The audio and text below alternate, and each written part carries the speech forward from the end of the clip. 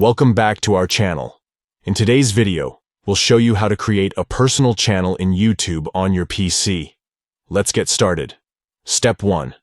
First, open YouTube on your PC by launching your preferred web browser and typing in youtube.com in the address bar.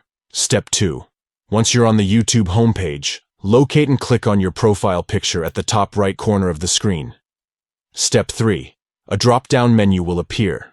From there, click on Create a Channel to begin the channel creation process. Step 4.